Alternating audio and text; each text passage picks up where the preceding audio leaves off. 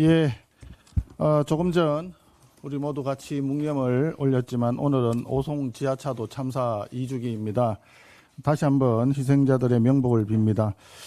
다시 여름이 다가왔습니다. 집중호우와 태풍으로 인한 피해가 우려되고 있습니다.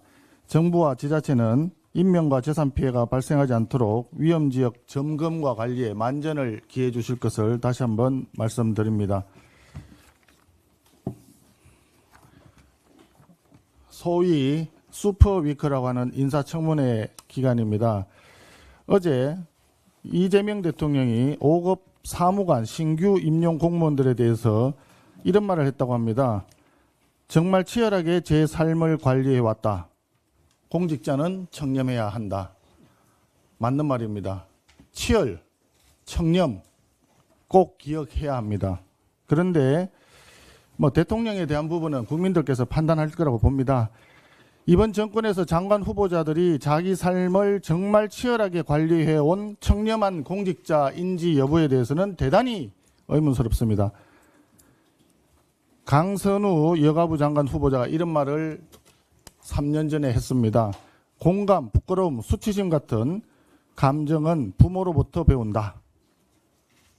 장관님은 그동안 보고 배우지 못한 것 같아서 안타깝다 라는 말을 했다고 합니다. 과연 이 말이 부끄러움과 수치심을 아는지 강선우 후보자에게 되돌려 드리고 싶습니다. 어제 청문회 결과를 보니까 음식 쓰레기는 그것이 음식 쓰레기가 아니라 다 먹지 못하고 남겨놓은 것이다 라고 얘기했답니다. 국민들은 실소를 금치 못하고 있습니다. 변기 논란에 대해서는 조언을 구하고 부탁한 것이다 이렇게 뭉쳤는데 당초에 집이 물바다가 됐다고 한 보좌진에게 말한 적은 있지만 수리를 부탁한 적은 없다라고 처음에 해명을 했었습니다. 그런데 비대수리가 국회의원회관에 있는 보좌진이 또 아니라 지역사무소에 있는 보좌진에게 조언을 드리고 부탁한 것이라고 해명이 바뀌었습니다. 또한 제보자를 법적 조치하겠다라고 했는 부분에 대해서는 내부적으로 흐름을 공유하기 위해 작성이 됐던 것이 어떻게 하다 보니 유출된 것이다 라고 해명했습니다. 내부적으로 작성한 것 내용 자체가 문제인데 유출이 문제인 것처럼 문제의 본질을 호도하고 있습니다. SBS에서 이렇게 공개를 했죠. 현관 앞에 박스를 내놓았으니 지역구 사무실 건물로 가져가 버리라 라고 지시했는 사항이 사실 확인되었습니다.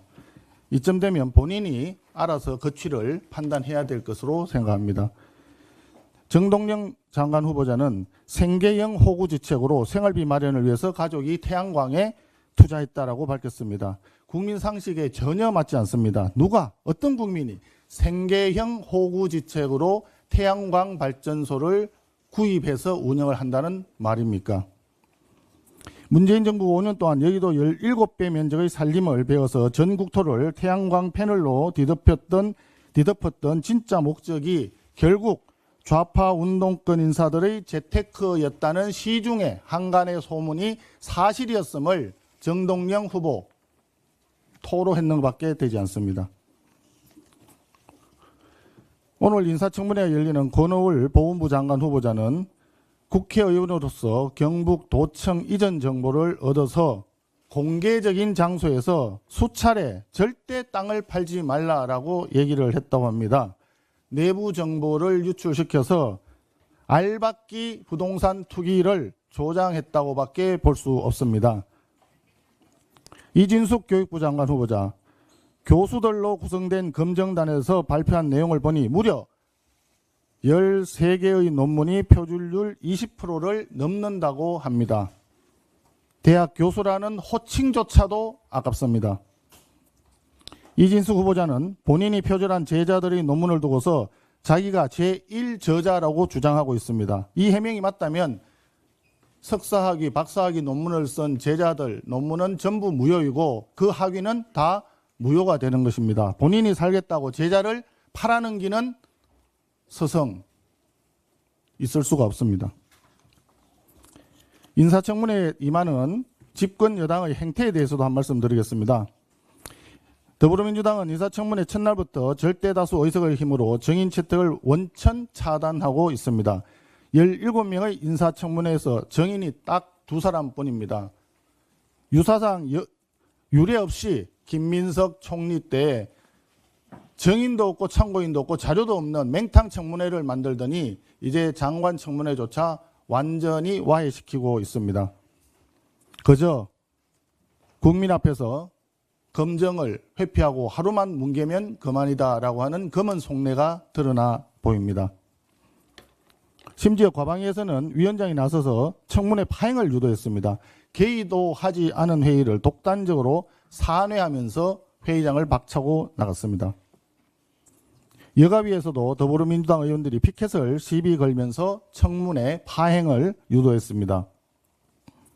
더불어민주당은 과거 야당 시절 회의장에 밥 먹듯이 피켓을 들고 나왔고 강선우 후보자도 과거 국회의원 시절 상임위에서 피켓을 들고 참여한 바 있습니다. 더불어민주당 의원들이 국민의힘 피켓팅을 문제 삼는 것은 내로남불이기도 하지만 인사청문회에서 국민들의 관심을 돌리려고 하는 노골적인 파행 유도 술수입니다. 더불어민주당에게 다시 한번 충고합니다. 꼼수 쓰지 말고 정정당당하게 임하십시오. 그것이 절대다수인 집권 여당으로서의 올바른 자세라고 생각합니다. 이상입니다.